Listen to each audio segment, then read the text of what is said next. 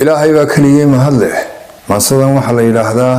ama halku dhigeedu leeyahay nimcadu kula aaba maaha waxay ka hadlaysaa ummadu marka kalgacayl iyo naxariis iyo jacayl dhexdeeda yaalo inay istaakuleen ogtahay oo istaageeris ogtahay maasadu waxay dul istaagaysaa in keena ladani keena liita taageero taakuleeyo dhexdeena aynu isku naxariisano waxay leedahay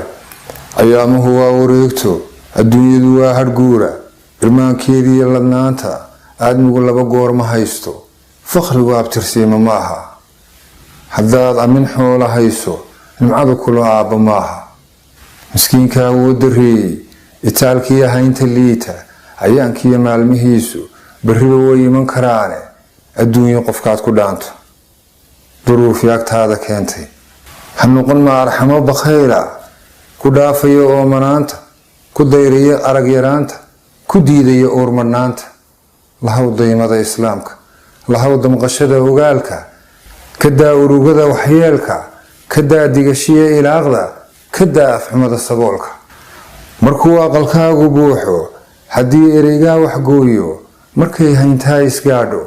haddii dadba kuu istaago markii anfacaa samaado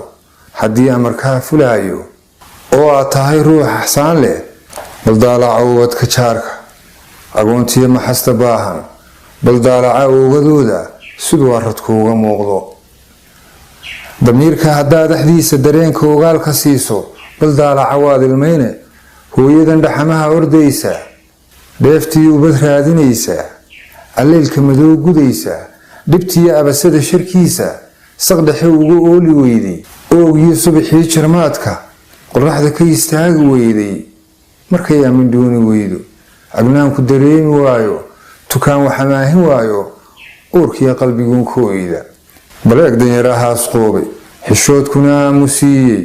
ishooduna kula hadlayso rabbina idin wada abuuray haddana idin wada arkaayo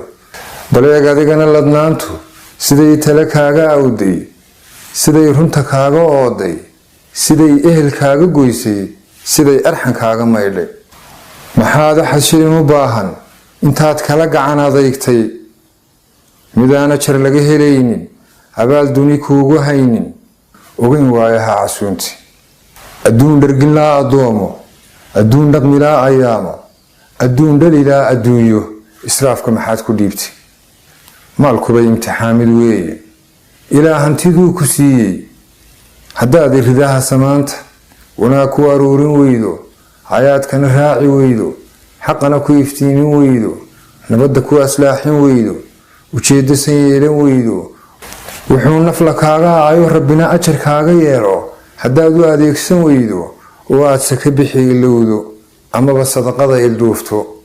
dharaan adag baa dambaysa naftuna waa kugu ammaano dardaaranka ila xirkiisa waxaan taladii ku ooday cafiska noqon ruux awooda